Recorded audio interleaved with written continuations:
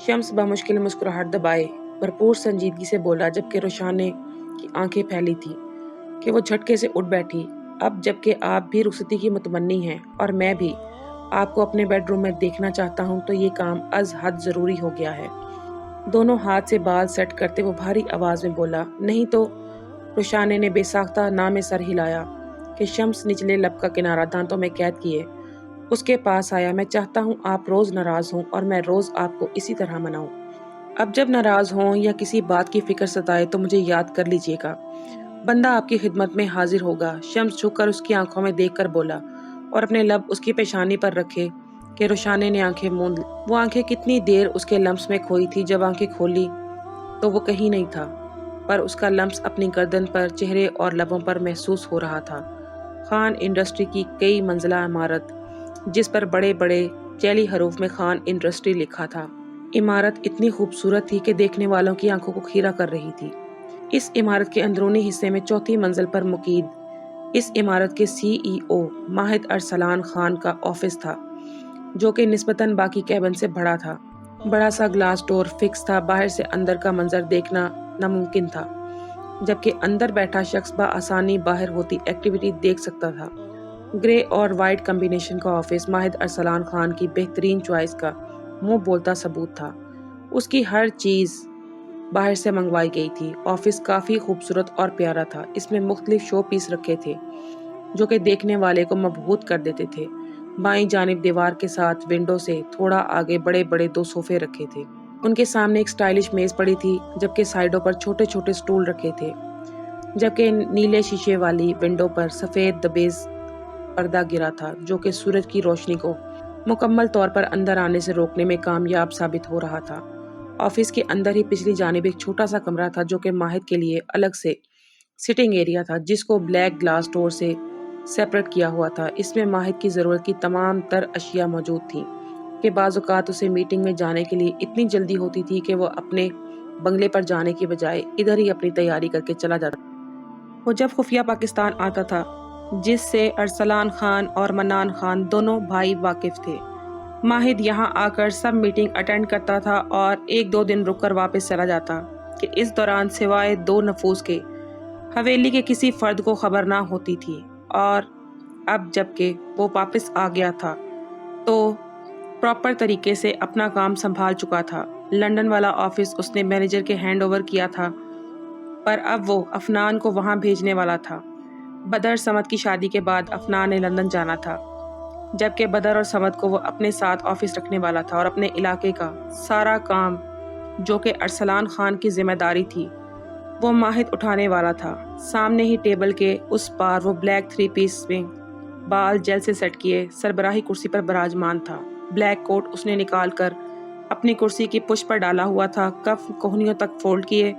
वो लैपटॉप पर तेजी से उंगलियां चलाता, नजरें स्क्रीन पर मरकूज किए खासा मसरूफ लग रहा था। सामने पड़ी क्लास की बड़ी सी टेबल पर फाइलों का पलंदा जमा था, जिन्हें खोल कर वो चेक करता, साथ लैपटॉप पर उसकी डिटेल चेक कर रहा था, जबकि उसका मैनेजर साथ बैठा उसे अहम पॉइंट बता रहा था कि काम के दौरान उसके फ़ोन की घंटी बजी, जिसने माहिद की महवियत तोड़ी कि वो कोफत का शिकार हुआ। मुसलसल बजती घंटी ने उसे सख्त बदमज़ा किया कि वो बगैर देखे फ़ोन कान से लगा गया। माहिद स्पीकिंग, उसने भारी रोबदार आवाज़ में कहा। हेलो माहिद भाई। कौन? माहिद एक हाथ से फ़ोन कान से लगाए जबकि दूसरे से उंगलियां चलाता सवालिया लहजे में बोला, मैं शादाब, कैसे हैं आप? ठीक, खैरियत, माहिद मसरूफ़ अंदाज में बोला। आपकी हेल्प चाहिए थी। शादाब ने उसकी आवाज़ से जान लिया कि वो काफ़ी मसरूफ़ है। कैसी हेल्प? माहिद ने गंभीर आवाज़ में सवाल किया। उसकी नज़रें अब स्क्रीन पर जमी कुछ पढ़ने में मरकूज़ लग रही थी। वो आपसे रावी इंडस्ट्री के सिलसिले के कुछ पॉइंट डिस्कस करने थे। अगर आप फ्री हैं तो मैं हवेली आ जाऊं? शादाब ने उसकी आवाज़ पर यकदम झुर्जरी सी ली थी और बगैर लगी लिपटी मुद्दे की बात रखी। मैं हवेली नहीं हूँ, इस्लामाबाद हूँ। तुम ऐसा करो, मुझे मेल कर दो। माहिद ने गहरा सांस भरा और कुर्सी की पुश्त से टेक लगाकर आरामदेह हालत में बैठा। सर, आपकी मीटिंग का वक्त हो गया है। तभी उसके मैनेजर ने आगाह किया। ओके शादाब, तुम मुझे मेल कर दो, मैं फ्री होकर स्टडी करके तुम्हें क्लियर कर दूंगा। माहिद मसरूफ़ अंदाज में बोलकर शादाब की सुने बगैर कॉल मुनक़ता कर चुका था। सुबह ही अयूब खान डिस्चार्ज होकर हवेली आ गए थे। शम्स उनको घर ले आया था। इस दौरान खावर और अली किसी साए की तरह अयूब खान के पास रहे थे और अपनी बातों से उनकी तबीयत खासी बेहतर कर चुके थे। शम्स उनको छोड़कर किसी ज़रूरी काम से गया था। खावर ने भी साथ चलने का कहा, पर शम्स ने मना कर दिया कि वो उसके घर वालों का ख्याल रखे। मुबादा फिर से नाज़मीन खान कोई हरकत करे। शम्स को खावर पर बहुत भरोसा था। खावर शम्स के लिए भाइयों से कम ना था और खावर भी शम्स पर जान देता था। इस वक्त शम्स के अकेले जाने पर खावर बहुत परेशान हुआ था। उसके इसरार पर शम्स ने ज़बरदस्ती खूरी से नवाजा और अपने दूसरे आदमियों के साथ मुसल्ला गार्ड्स की रहनुमाई में वो जलसे में शिरकत के लिए रवाना हो गया था। चारों नाचार खावर को अपने बड़े साहब की हुक्म की तकमील करनी पड़ी थी। वो सुस्त रवि से चलता लाउंज में आया और एक तरफ हाथ बांधकर एहतरामन खड़ा हो गया। दादा जान, अब आप अपनी बहू से मिलने के लिए तैयार हैं कि नहीं? बस अब मुझे मेरी बीवी चाहिए, मतलब चाहिए। वो अनफी जल्लादनी की शादी हो गई है और मैं पीछे रह गया हूँ। अली की जुबान में फिर से खुजली हुई थी। शर्म करो, तुमसे बड़े अभी रहते हैं और तुम्हें शादी की पड़ गई है। बीजान उसे मसनूई गुस्से से बोली। तो मैं क्या करूं? वैसे लाला का निकाह तो हो गया है, अब और क्या रह गया? रुखसती करे ना करे और बकिया पलटून की भी मंगनी शुदगान में शामिल है। बस मैं ही एक निहत्ता रह गया हूँ। अली शरारत से भरपूर उमर रसीदा अपने दादा दादी से मजाक करता, उनको अपने दुखड़े सुनाता, साथ ड्राई फ्रूट से भी जम के इंसाफ कर रहा था। ये आप दुखी हो रहे हो या खुश? अयूब खान अपने पोते को देखकर बोला, जिसके चेहरे पर कहीं भी दुख के आसार तो क्या हल्की सी उदासी भी न थी। क्या बात कर दी दादा जान, उफ, दुख से मेरा बुरा हाल है, इसलिए तो दिल वीरान है। अब इसमें बीज डालें, बाकी सब्जा मैं खुद उगा लूंगा। वैसे मैं सोच रहा हूँ क्यों ना अंगूरों की बेलें लगा लूं, हर वक्त लहलहाती मेरे दिल को रौनक बख्शेंगी। बेटा, आप बेलें नहीं बैल लगाओ, बैल, वरना जिसके लिए सब्जा उगा रहे वो तुम्हारा दिल मजीद बंजर कर देगी। बीजान भी जहाँ दीदा थी कैसे ना अली की शरारत को समझती, जो बात में ही एक से ज्यादा शादियों का जिक्र छेड़ गया था। मतलब आप मान गई हैं? अली पीनट हवा में उछाल कर मुंह में कैच करता खुशी से खिल उठा। बताओ कब जाना है? जब आप कहें। मैं चाहता हूँ यूनिवर्सिटी अपनी बीवी के साथ जाया करूँ। अली शर्माने की एक्टिंग करता बीजान का पल्लू में दबाए दांत निकालता दाएं बाएं चेहरा किए बोला। उसकी हरकत पर वो सब मुस्कुरा दिए थे। तभी अली बीजान को गोद में सर रखकर लेट और बीजान के हाथ में लटकती तस्बीह के दाने गिनने लगा। वैसे मैं बहुत खुश हूँ खान साहब। बीजान अली को देखकर अयूब खान से बोली। शुक्र है आज हमारी बेगम भी खुश है। अयूब खान ने नजरों के हिसार में लिए खफीफ सा तंज किया। तो और क्या, अब हमारे घर में भी रौनक लग जाएगी। एक तरफ शम्स की दुल्हन तो दूसरी तरफ अली की दुल्हन। बीजान खुशी से चूर लहजे में बोली। ठीक है बेगम, शम्स से मशवरा करके चलते हैं बच्ची के घर। अयूब खान ने भी खुशकुन लहजे में जवाब दिया। खावर देख रहे हो? अली ने खावर को जतलाने वाले अंदाज में देखा, गोया बताना चाहता हो कि अब वो भी शादी करने वाला है। जी नहीं, खावर मौदबाना सा बोला। सुन तो रहे हो? अली ने दांत पीसते हुए कहा। जी छोटे साहब, जाओ फिर मिठाई ले आओ, तुम्हारा छोटा साहब भी शादी का लड्डू खाने वाला है।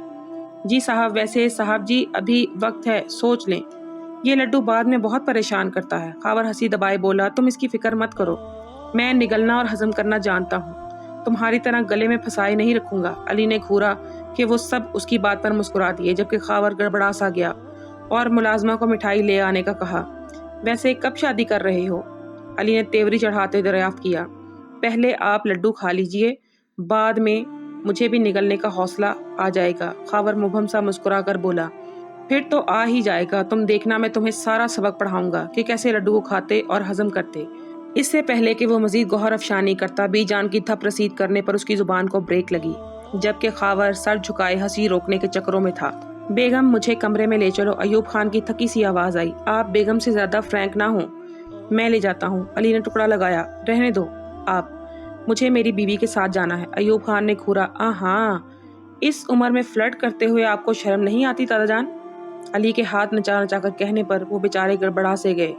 खावर शम्स से बोलो, इसका भाई हमें फिर से बीमार करने पर तुला है। अयूब खान अली के लिए सजा सुनाकर अपने कमरे में चले गए, जबकि बीजान भी मुस्कुराती हुई उनके पीछे हो ली। खबरदार, जो लाला को फोन किया तो काम करने दो उनको, और तुम प्रैक्टिस करो लड्डू निगलने की। अली खावर को जेब से फोन निकालते देख घूर कर सख्त लहजे में बोला और बाहर निकल गया।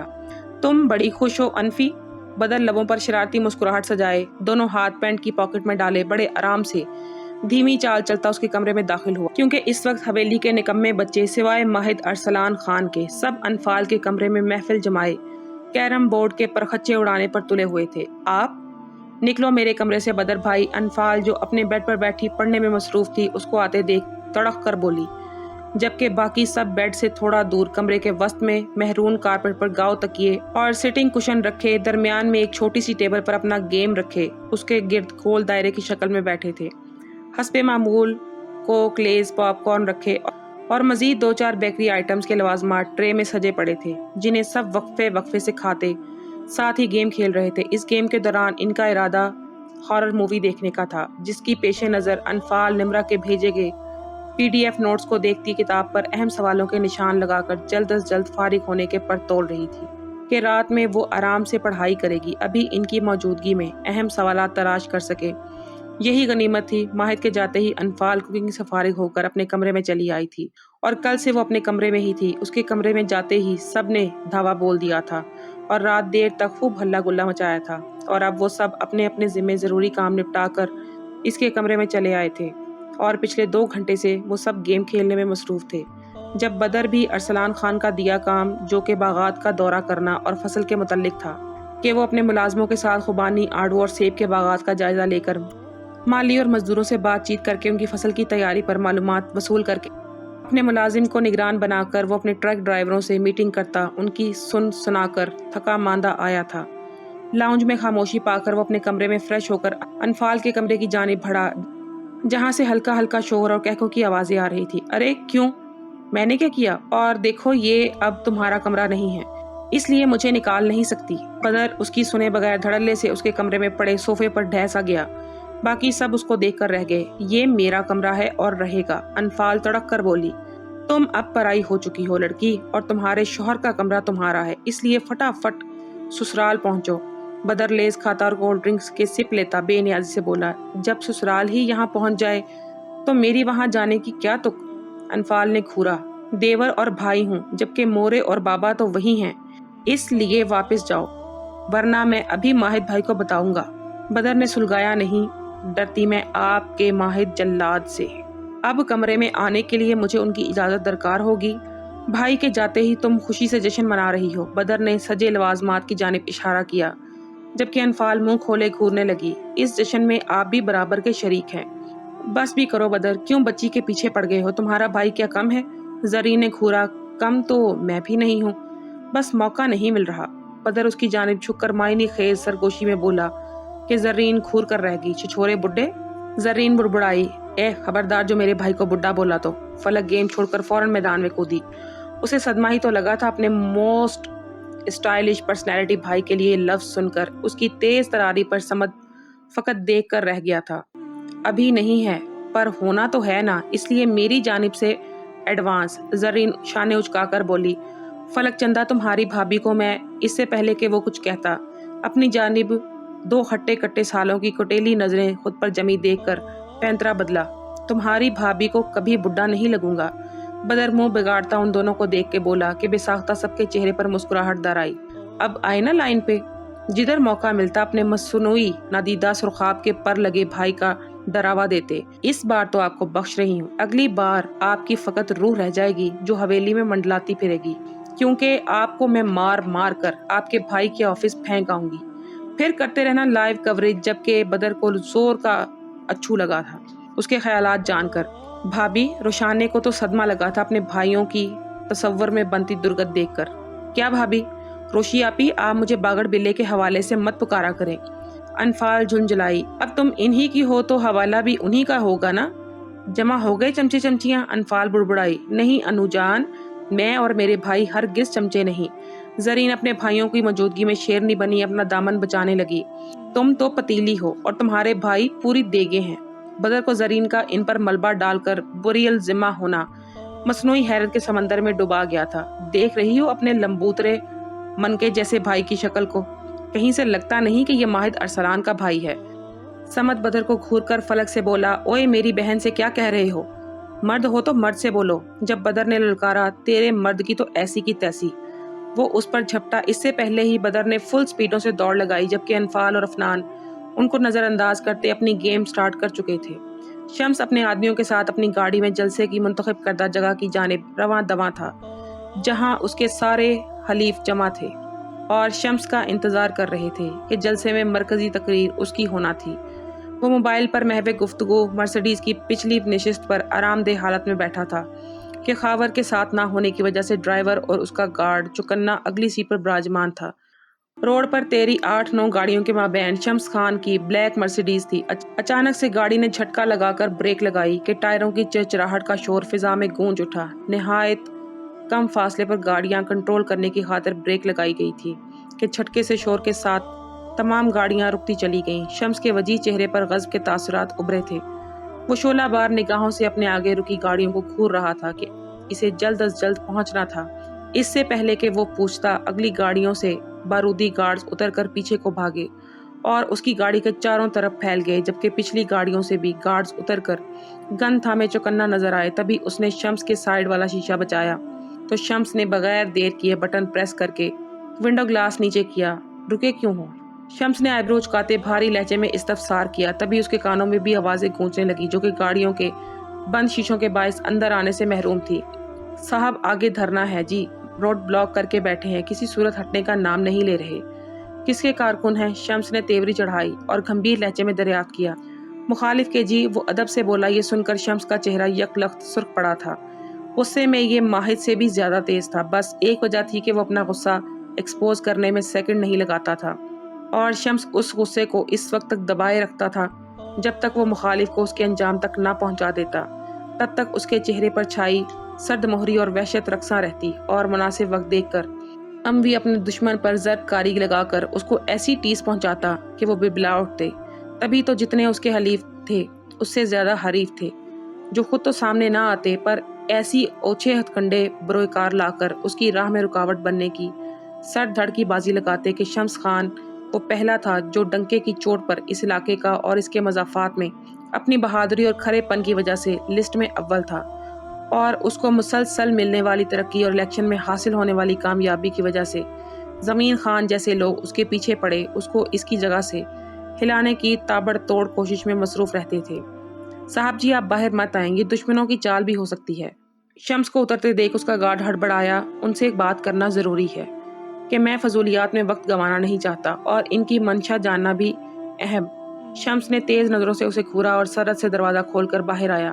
بلیک شلوار قمیض میں ملبوس، براؤن شال شانوں پر ڈالے، کف کوہنیوں تک فولڈ کیے، چوڑی مضبوط کلائی پر واچ باندھے، پیروں میں بلیک کھیڑی پہنے، کالے بال ترتیب سے سیٹ کیے، وہ گھنی مونچھوں تلے شگرفی لب بھینچ کر آنکھوں میں ناگواریت لیے مضبوط قدم اٹھاتا ان کی جانب بڑھا، جبکہ اس کے ارد گرد گارڈز تھے۔